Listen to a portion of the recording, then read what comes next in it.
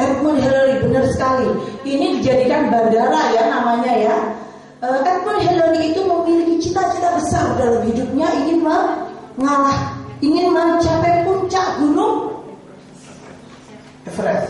Nah, dalam perjalanannya nggak mungkin dia bisa ke sana sendiri karena belum pernah ya. Kalau saya ke Cibubur belum tahu arahnya, saya juga nggak berani sendirian.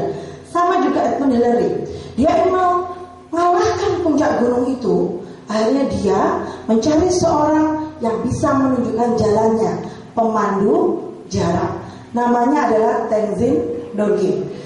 Nah, dalam perjalanan itu sampailah akhirnya keduanya mencapai puncak gunung tertinggi tersebut. Dan semua wartawan berkumpul menghubungi Edmund Hillary. Wah, selamat Pak Hillary ya, selamat, luar biasa sekali, Anda bisa mencapai puncak gunung. Wah, tidak ada orang yang bisa mencapai itu kecuali Anda. Tapi ada satu orang yang mendatangi Tenzin Norgay. Anda pemandu jalannya Hillary? Ya betul, saya. Berarti kalau pemandu kira-kira jalannya di belakang atau di depan ya? Di depan. Harusnya berarti yang berjalan di depan adalah Anda. Berarti yang menginjakkan kaki di puncak gunung harusnya Anda dong, Pak Tenzin, katanya. Ya, saya memang berjalan di depannya Hillary, katanya. Tetapi pada saat mencapai puncak gunung, saya mempersilahkan Hillary untuk menginjakkan kakinya pertama di puncak gunung bergengsi tersebut. Kenapa Anda melakukannya?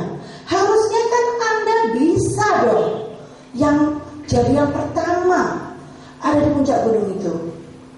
Saya bisa saja jadi yang pertama, tapi itu bukan impian hidup saya. Impian untuk mengalahkan puncak gunung tertinggi adalah impian Hillary. Sedangkan impian saya adalah mengantarkan seseorang untuk bisa mencapai puncak gunung tertinggi tersebut. Dalam kehidupan ini, kita bisa seperti ini berkumpul di ruangan ini. Ada Tenzin Norgay yang luar biasa yang ada di balik kita, sehingga kita bisa ada dan bisa berkarya sampai sekarang. Dan sekarang pertanyaannya adalah siapa Tenzin Norgay untuk anak-anak Anda? Dalam hidup, seseorang tidak akan mungkin bisa sukses. Seseorang tidak akan mungkin bisa melangkah maju dengan tegar dan lurus ke depan bila tidak ada yang memandu di sampingnya. Dan pemandu-pemandu itu tidak akan mungkin bisa kita serahkan kepada hanya orang-orang bayaran, karena mereka butuh keikhlasan. Orang-orang yang memandu butuh misi-misi yang kuat dalam hidupnya untuk bisa mengantarkan yang dipandunya untuk mencapai kesuksesan. Dan kesuksesan tertinggi seorang manusia adalah saat bisa berkumpul di surganya Allah bersama seluruh keluarga. Seperti di surat At-Tahrim ayat 6 dikatakan, lindungilah diri dan keluargamu dari siksa api neraka. Jadi sesungguhnya apa yang kita lakukan di dalam kehidupan ini adalah bagaimana kita semua bersama keluarga bisa berkumpul nanti di surganya Allah. Siapa Tenzin Norgay yang akan mengantarkan anak kita untuk mencapai surganya Allah? Seperti kita ulas sebelumnya bahwa surga ada di bawah telapak kaki ibu. Saat seorang ibu melangkahkan kakinya, maka akan ada jejak yang ada di belakangnya. Itulah jejak-jejak kebenaran yang akan terus menancap pada otak anak-anak itu, yang akan membawa dia ke jalan yang benar nanti untuk menemui Robnya, untuk menemukan surganya, walaupun kita nanti telah kaku dan berkalang dengan tanah. Dan ibu disebut Madrasatul Ula, madrasah pertama untuk anak-anaknya, sekolah pertama untuk anak-anaknya. Dan sekolah itu akan bisa berjalan dengan baik bila kepala sekolahnya tahu ilmunya. Dan kepala sekolah itu adalah ayah. Di dalam Al-Quran, perintah mendidik anak untuk seorang ayah adalah 15 kali. Dan perintah mendidik anak untuk seorang ibu hanya disebutkan sebanyak 2 kali. Pada saat kita mendidik anak-anak kita butuh suatu jalur seperti kereta api. Yang satu di kanan adalah ayah, yang satu di kiri adalah ibu, dan semuanya harus sama arahnya agar surganya Allah tercapai untuk keluarga kita. Dan itulah yang sedang kita perjuangkan hari ini. Guru-guru anak ada 3. Yang pertama adalah orang tuanya. Itu adalah pendidik pertama dan utama bagi anak-anak. Dan itu nanti akan ditanya oleh Allah yang pertama. Guru yang kedua adalah guru-gurunya di sekolah. Dan guru yang ketiga adalah lingkungan. Lingkungan ini akan ada lingkungan rumah dan lingkungan sekolah. Pada seminar kali ini nanti kita akan membahas bagaimana bahaya gadget untuk anak-anak kita. Dan saya akan bahas mengenai faktor guru yang ketiga, lingkungan yang nanti akan dihadapi oleh anak-anak kita ke depan, yang mungkin zaman dulu itu tidak muncul di zaman kita. Baik, ada yang lahir di tahun 65 sampai 80 di ruangan ini? Oke? Oh iya ya, 7.000 orang ya. Alhamdulillah, 7.000 orang. Golongan ini adalah golongan X namanya. Ya, generasinya generasi X. Generasi X itu lahir 65 sampai dengan tahun 80. Orang tua generasi X ini adalah orang tua yang dibesarkan dulu bekas orang tua yang kena perang dunia kedua. Alhasil orangnya gimana Bu? Keras, disiplin, penuh tanggung jawab, tidak ada bermanja-manja. Ayo disiplin, ayo bangun, ayo kerjakan. Dan ingat nggak zaman generasi X tuh, dia juga mungkin mengalami sedikit nanti. Kalau belajar di papan tulis, ditulis sampai kampungnya menakutkan semua, ya, batuk-batuk, setelah disalin, yang di sini salin semua. Itu suruh baca lagi berkali-kali. Itu ciri-ciri generasi X. Tapi orangnya daya analisanya tajam, bertanggung jawab, sabar, lebih teguh orangnya. Ya, tepuk tangan dong buat generasi X ya. Gak enak kalau bilang senior gitu ya.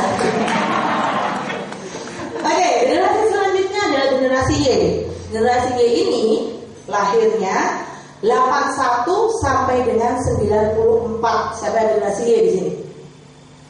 Ada 3.000 orang ya. Di generasi Y ini komunikasi sudah mulai terbuka. Ya, generasi Y udah mulai terbuka. Kemudian biasanya udah mulai ada pesawat, telepon rumah. Ya, rumah. Masih kadang-kadang masih ngerangkung dikit lah ada di generasi Y.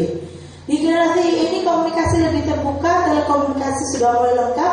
Jadi kalau mau ketemu sama yang putrinya atau oma-opanya, halo oma di mana? Di Jakarta, jemput ya 1 jam lagi ya. Kalau mau ke Malang, 1 jam 15 menit kalau sampai Malang. Oh ya dijemput, ya aku jemput di bandara. Jarak waktu lebih mudah. Komunikasi lebih terbuka. Jika tidak dalam karakter X sama Y, udah berantem. Satu lagi kabar gembiranya, generasi X itu kalau jadi pegawai loyal. Nggak aneh-aneh soalnya ya. Y mau agak kreatif sih, ada masuk ada keluar gitu ya. Generasi yang berikutnya adalah generasi Z. Generasi Z, tahunnya keras banget Pak.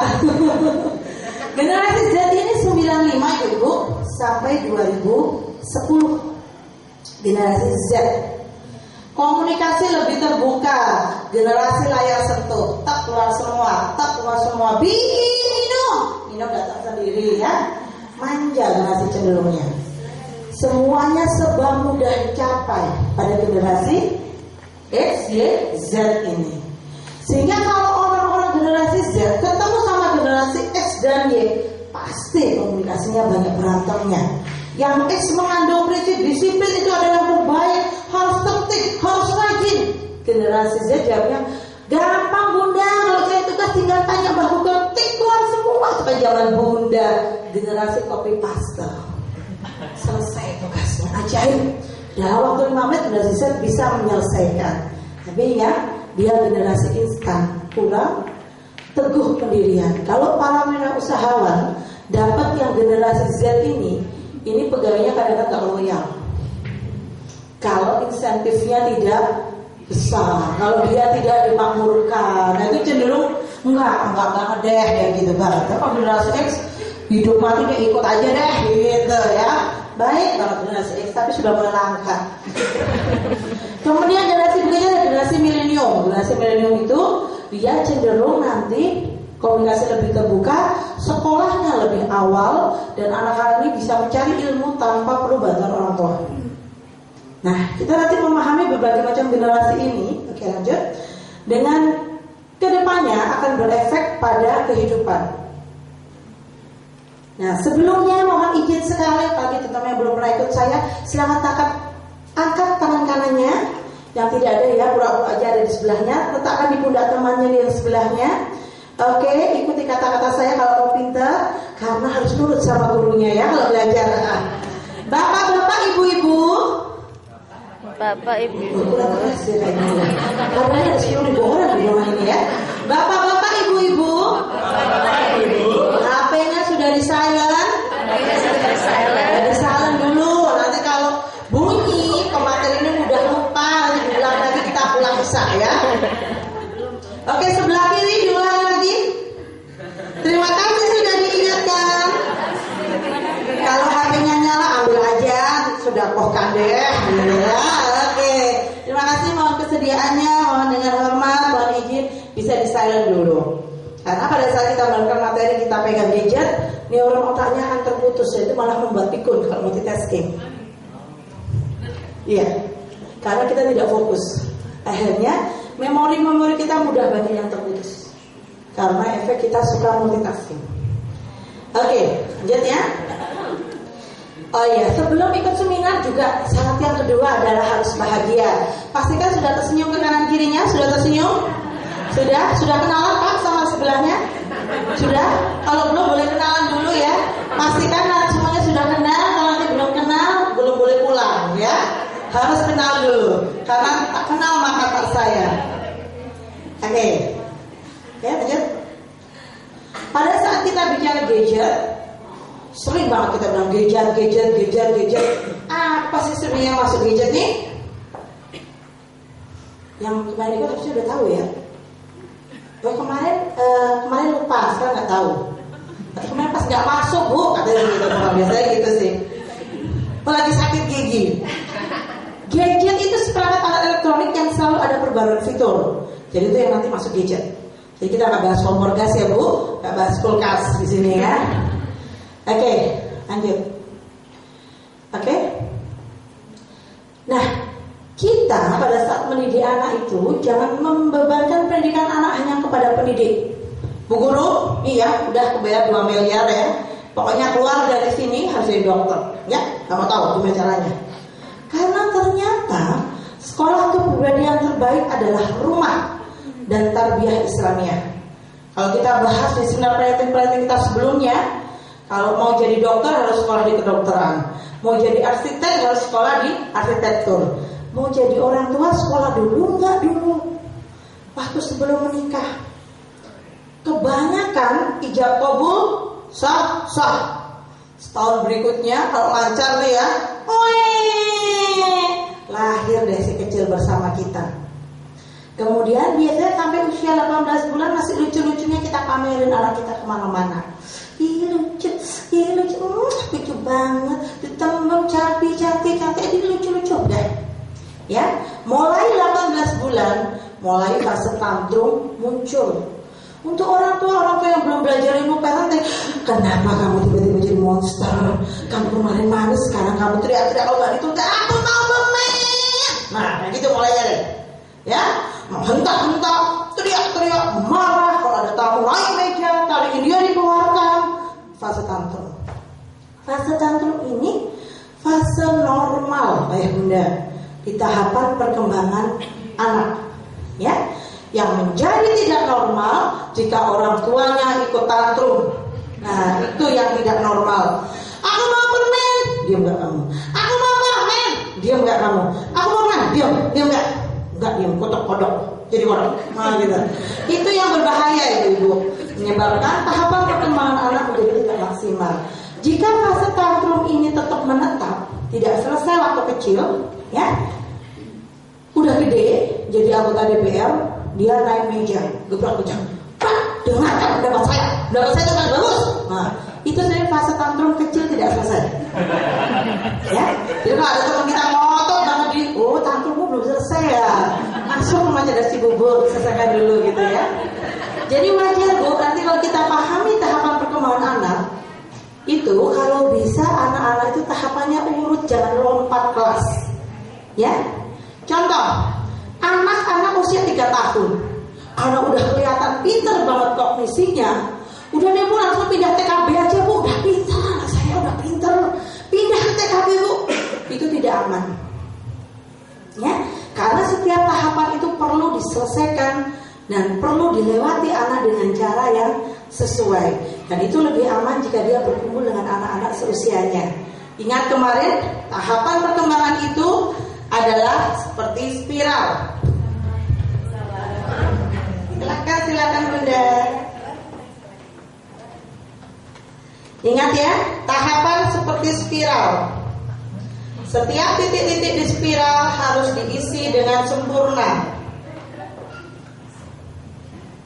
Bila tahapannya melompat dari sini, kayaknya udah pinter nih, dari playgroup A naik aja deh Bunda TKB. Secara perkembangan emosional anak dia belum kuat. Di TKB jadi nangis, jadi marah-marah. Secara emosional dia akan mudah meledak-ledak. Contoh tahapan perkembangan anak playgroup B sebabnya begini.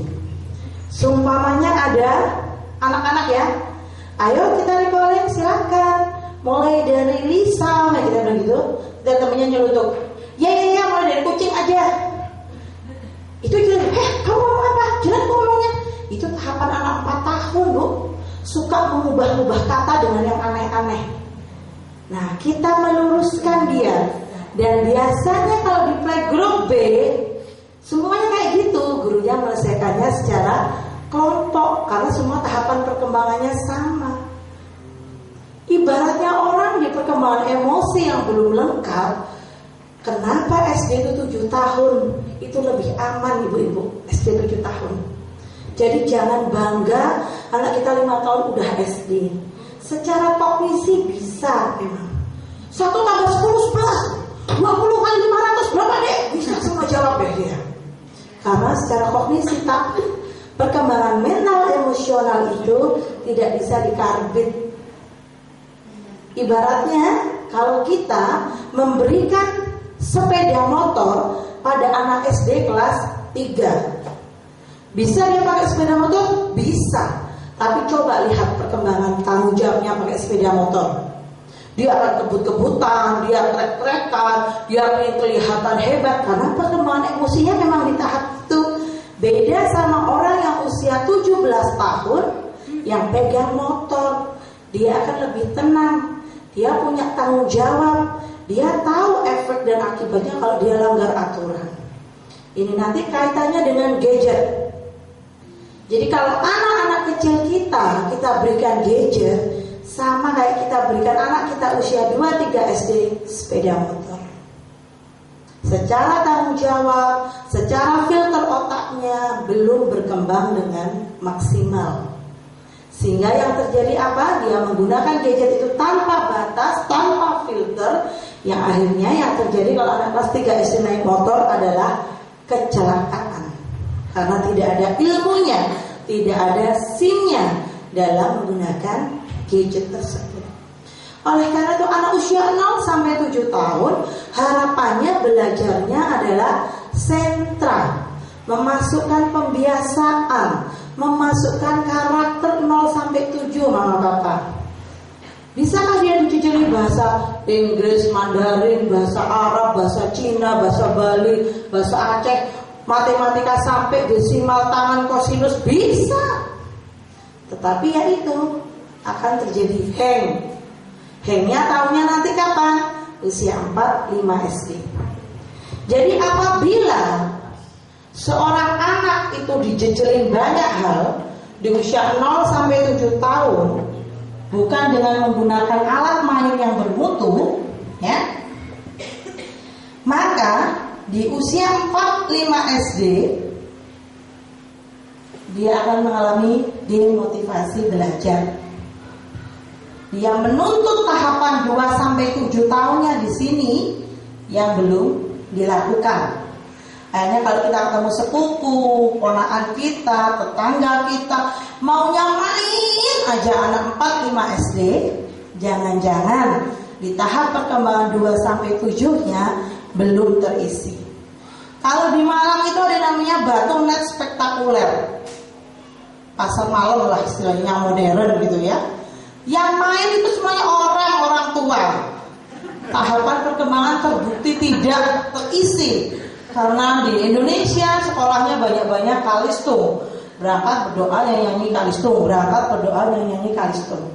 Padahal kemampuan seorang anak untuk bisa antri, untuk bisa mengerti adab makan itu harus sambil duduk.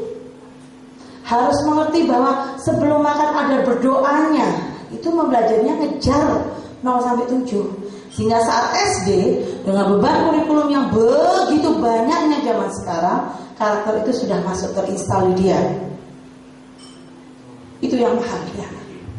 Pada saat nanti di SD kita akan cerita, nanti hari ini agak horor ya materinya. Anak-anak SD sekarang itu sudah masuk SD 6 SD ya, nanti masuk SMP udah di Malang lagi, di Malang. Mungkin di sini enggak ya, di Malang. Kelas 1 SMP dia akan ditarik ya teman-temannya. Hei, kamu masuk geng apa? Pang, hardcore, koplo, langsung ditarik. Negeri, gak negeri sama di Malang kayak gitu sudah kondisinya. Kalau di Jember mungkin gak, semoga tidak ya. Oke, kita lanjut. Oke, lanjut. Yang termasuk gadget nanti di sini ada PlayStation, TV, DVD, HP, game online. Ini yang kita harus hati-hati. Saat anak mencari sendiri di era digital, yang terjadi adalah dia akan banyak sekali ancaman yang sedang mengincar dia. Itu yang kita harus hati-hati. Ya, oke, lihat. Nanti kita akan bahas. Saya bilang agak serem, tapi sebaiknya kita tahu. Jadi apa yang kita tanamkan hari ini ke anak itu akan menjadi bekal dia nanti untuk menghadapi geng yang ada saat ini. Oke, lanjut. Bu Eli Risman, founder yayasan kita dan Bu Hati mengatakan bahwa bencana yang paling besar saat ini adalah kita tidak sadar bahwa kita sedang dalam bencana, dan bencana itu ada di telapak tangan kita, yaitu gadget. Negara kita, negara Muslim itu diserang dengan 3F. Ya, 3F itu food. Yang pertama, food itu ada 12 P yang menyebabkan kerusakan otak pada anak secara permanen. Ada 12 P-nya pemutih, pengenyal, pengembang, pemanis buatan, pengasapan, pengalengan, banyak hal di situ. Kalau kita bahas 12 P itu aja sehari sendiri juga. Nah, intinya apa yang kita makan ke anak, kalau di rumah cerdas bubur, harapannya semua guru juga menjadikan anak bisa ikrar apa dengan yang dimakannya. Jadi kalau dia masuk ke supermarket, kalau anak di rumah cerdas Malang, mama-mamanya udah pada cerita sama saya, Dokter Vivi kalau masuk supermarket jadi lama sekarang. Kenapa, Ma? Semua dibacain ada nggak SGM, MSG maksudnya. Dibaca semua, kalau ada dia sama sekali tidak mau menyentuh. Itu anak yang ikrar. Jadi walaupun kita suka ya makanan MSG, kalau kita sudah bicara sama anak kita tidak makan MSG, kita ikut tertib juga. Kita patuhin. Seperti itu ya. Karena itu sangat penting.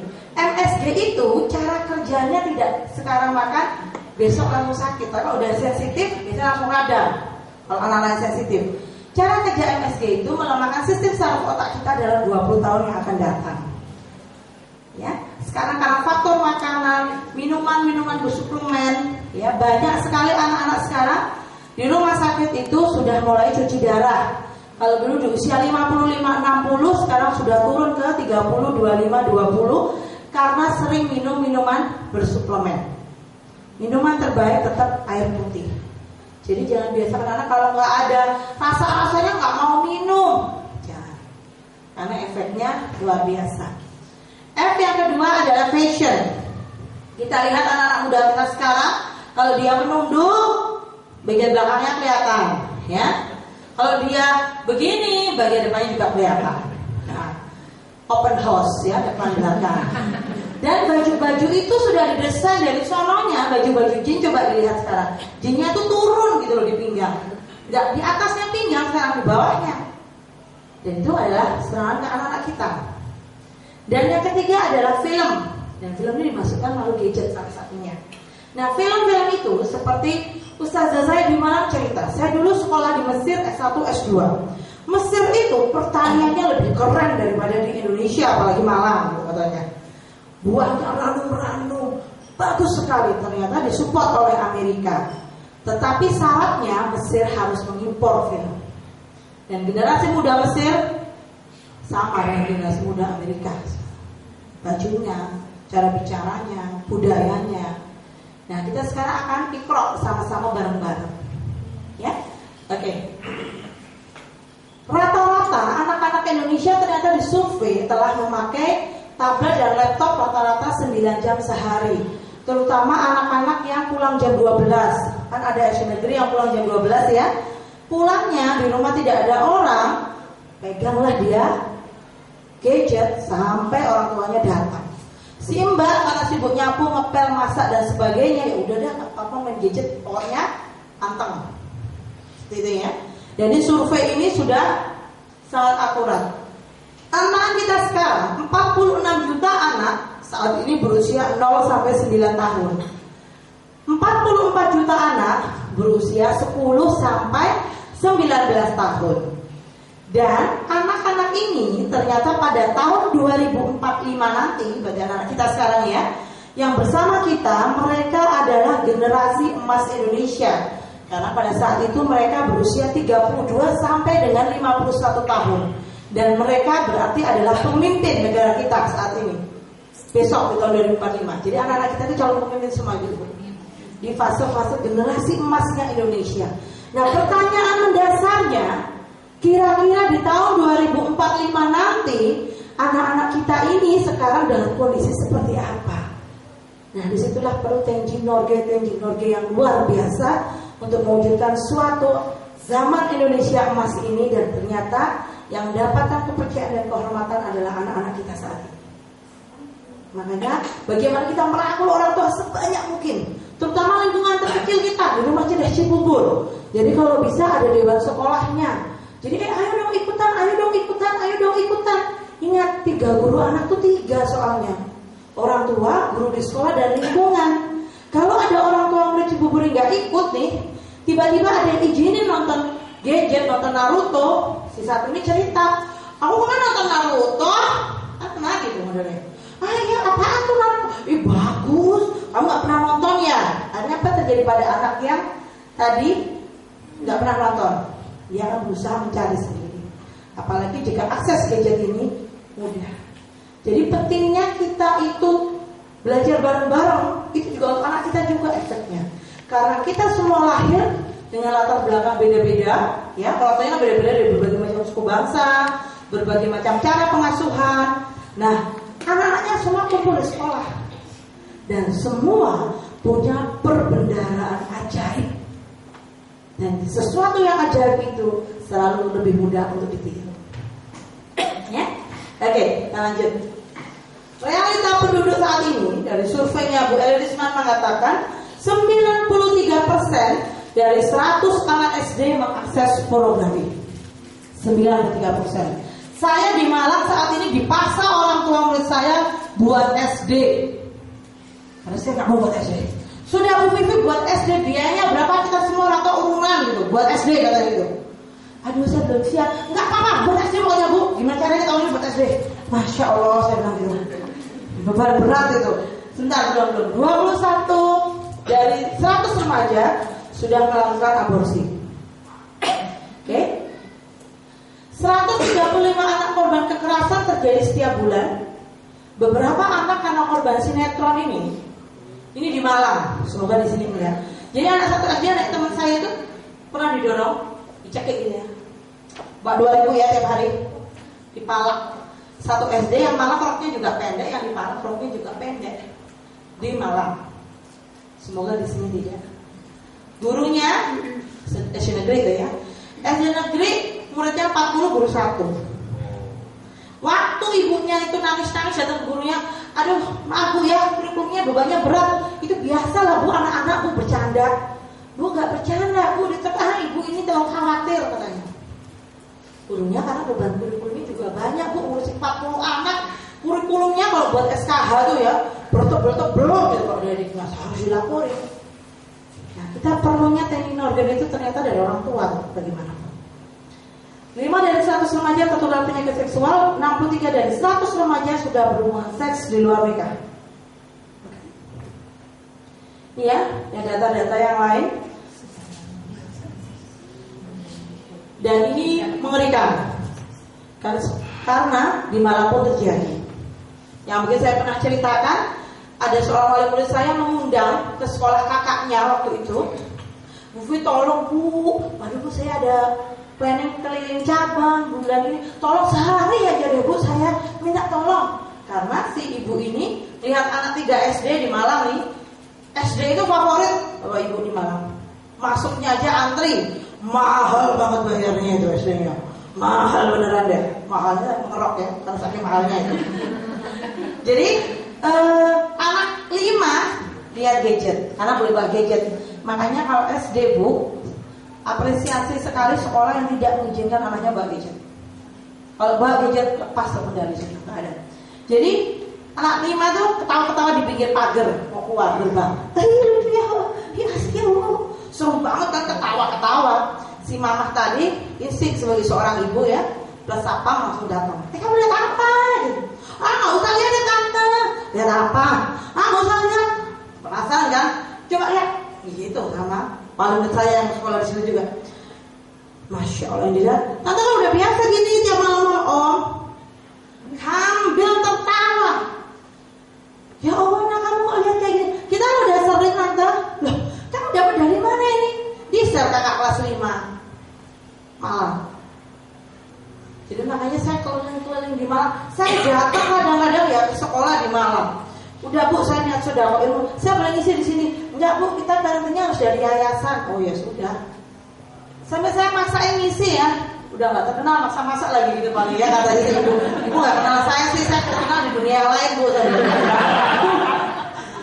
Gitu.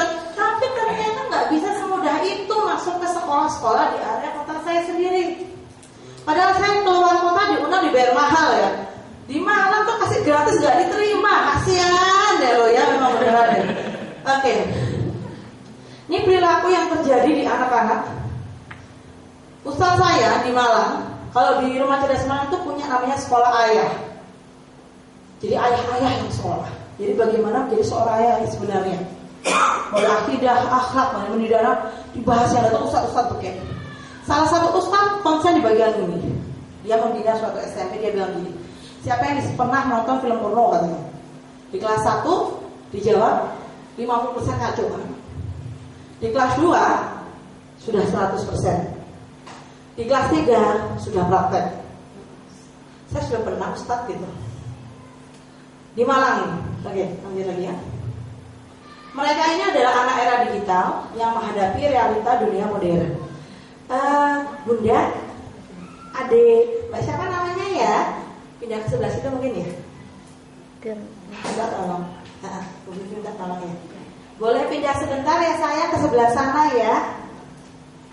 Karena gambarnya agak mengerikan secara ini sehingga anak-anak belum lihat, orang tuanya saja. Oke ya? Ini PlayStation dan game online. Saya punya seorang teman, nangis-nangis sama dia punya anak 4. Anak yang pertama perempuan, sudah berumah tangga oke. Yang kedua dia terminal dari IKIP, Universitas Negeri Malang, karena kecanduan game online. Berangkat pasti sore, mama itu heran, kemana sih? Udah mah penting, ngerjain tugas sekolah, katanya ngomong gitu. Ternyata dia ke warnet di Malang itu kalau jam 6 sore sampai jam 6 pagi warnet cuma 10.000. Mainlah dia seperti itu sampai terminal 2 tahun sekarang. Untuk keluar dari itu masih diusahakan. Anak yang ketiga sama, istilahnya ke warnet game online. Suatu saat bapaknya marah tuh, datengin anaknya. Kamu pulang nggak? Nggak, masih main. Rugi nih. Harusnya sejam lagi waktunya belum habis, dia jawab gitu begini. Kamu pulang apa enggak? Enggak, masih main. Gitu. Kamu kalau nggak pulang, atau pulang sekalian. Ngomong gitu kan anaknya SMA. Yang terjadi apa? Nggak pulang sampai sekarang. Ingat kalau kemarin pertemuan kita bahas tentang PFC ya. PFC-nya sudah rusak, prefrontal cortex, yang membedakan seorang manusia dengan binatang. Bagaimana seseorang menerima perintah. Dan ini dirusak pelan-pelan sama gadget. Jadi kita tuh sedang diserang tapi kita lagi nggak sadar. Biarkan kita tetap berjilbab orang Islam itu, biarkan tetap ke masjid, biarkan KTP-nya Islam, tapi otaknya sudah tidak bisa digunakan untuk berpikir masa depan. Padahal anak-anak ini adalah generasi emas. Dirusaknya pelan-pelan. Dan malah beberapa orang tua bangga banget berikan gadget atau PS. Ada orang tua bilang gini, Dokter Vivi, zaman gini anak gak main PS, kalah dong sama teman-temannya. Gimana, malu dong? Nah, itu yang mau diperbaiki mindset seperti itu. Ya, oke. Ini sebenarnya kalau milihin game anak itu ada ciri-ciriannya harus dibaca. Jadi ada yang early childhood, ini game aman. Ada yang everyone atau 6 tahun ke atas, itu ada kartu minimal, ada kekerasan tersembunyi, ada sedikit kenakalan, bahasanya halus. Ada teen 13 tahun ke atas, sudah ada agak kasarnya ya, ada sedikit unsur judi. Matur, ada berisikan kekerasan. Dan selanjutnya itu ya. Nah, tantangan kita udah baca labelnya nih. Udah baca labelnya early childhood. Emang isinya early childhood Bu di depan, di tengah matur. Belakangnya lagi early childhood. Karena biasanya kita tidak pernah mendampingi anak kita main sampai selesai. Kita cuma lihat depannya, oh aman kok mainan, kartun kok lucu. Nah itu yang harus kita waspada. Bahkan buku dari Diknas Kota Malang kemarin di kelas 5 dikatakan begini, seorang wanita yang meninggal suaminya harus bekerja keras untuk membiayai hidup keluarganya, bahkan menjadi pelacur sekalipun. Buku teks kelas SD dan MI di Malang hanya ditarik semua dari peredaran. Kita harus bisa ikro di sini. Zamannya beda sama zaman kita dulu. Zaman kita dulu TVRI film setengah 5 sampai jam 5 kadang-kadang ganti kolom mencapir ya. Dan kayaknya kita hasil kolom mencapir lebih aman gitu dibandingkan hasil gadget. Cerdas cermat isinya itu aja ya. Oke, kita lanjutkan. Udah kenal ini? Mungkin sudah pernah dengar idoser. Idoser masih pertentangan, tapi saya lebih setuju di narkoba digital. Jadi kalau anaknya mulai dengerin, masuk kamar dikunci nih Bu, ditutup earphone. Ini tuh kadang-kadang saya takut menunjukkan ke anak SMP, karena anak saya bilang gini, coba gimana sih rasanya. Jadi dikasih earphone, ditutup matanya, dia tidur. Yang didengarkan gelombangnya kayak gelombang radio kresek-kresek jelek banget ya Bu. Tapi jangan berani-berani mencoba mendengarkan. Itu merusak gelombang otak kita dan buat pusing. Download pertama gratis ibu-ibu. Jadi fly gitu ya. Download kedua 15 menit mulai 45.000. Jika dosis 45.000 itu sudah diistiqomahi, maka dia tidak akan merasakan fly lagi. Harusnya dia beli yang berbayar lagi 71.000 per 45 menit. Kita lihat ya tayangannya biar punya bayangan. Artinya agar lebih berhati-hati. Tetapi suara ini saya hilangkan ibu-ibu. Nanti kalau tidak kita fly bersama-sama di sini dan tidak jadi pulang nanti ya. Oke, kita lihat bareng-bareng. Aku nggak mau lihat. Dengarkan itu pusing. Dengarkan lihat pusing saya. Efek kerja gelombang ini adalah dia meningkatkan perpacuan jantung, nadi, pernafasan, semua digelombangkan. Nanti di sini ada dosisnya kayak marijuana, heroin gitu. Anak-anak boleh pilih gitu. Free awalnya.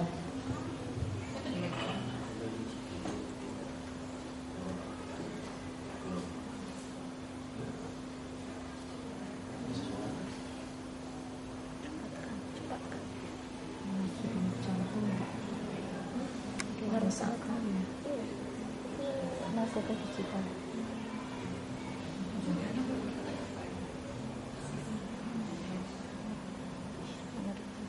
Masuk ke tengah ya.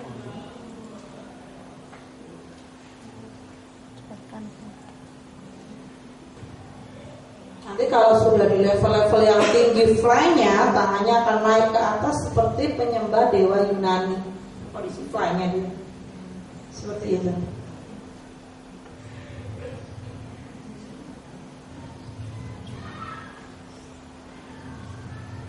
Berapa lama ini, Bu? Dia ini bisa sampai 45 menit tergantung dosis, Pak. Dia downloadnya berapa menit? Nah, awal pertama berapa menit? kenapa? Yang pertama berapa menit? Yang jelas? Sekitar 10 menit. Oke. Itu masih fly-fly ringan. Ini yang udah yang 71.000 tadi, 45 menit ya. Sekitar itu. Oke ya, sudah ada gambaran namanya iDoser. Walaupun ada berbagai pilihan, ini bukan narkoba di kita. Kalau saya lebih milih seperti itu karena efeknya di otak merusak juga. Jadi lama-lama dia jadi hang, nggak nyambung. Dan kalau dia tidak pakai itu, dia sakau, sakitan. Jadi dia harus dipenuhi lagi gelombang itu. Ada beberapa terapis mengatakan ini kita hanya mulai di gelombang tertentu saja, mungkin yang ahli-ahli hipnoterapi ya. Tapi saya lebih baik anak dihindari ke sini. Terapis itu obat itu pun racun kalau tidak penggunaannya tepat ya, seperti obat dextrometorphan. Penggunaan satu bisa menekan batuk yang ngekal ya, gatel banget. Tapi pada saat dextrometorphan itu digunakan 1000, dia bisa fly, 100 dia bisa fly seperti narkoba. Makanya ditarik dari peredaran oleh pemerintah. Sama ini sebenarnya, kalau dosis pemakainya adalah terapis yang punya lisensi, di dosis-dosis tertentu dia bisa jadi obat. Tapi kalau secara orang umum rusak ini. Ya, sebaiknya tidak. Kalau kita ada tetangga, ponakan kita bilang iDoser, paling tidak kita udah nyambung. Kita harus waspada. Atau makanya anak-anak sebelum akhir balik jangan ada kunci di kamar ini. Ya. Oke, efek kesehatan yang terjadi pada gangguan gadget, oke, kita lihat ya. Kebutaan. Jadi di Malang ditemukan 5 anak.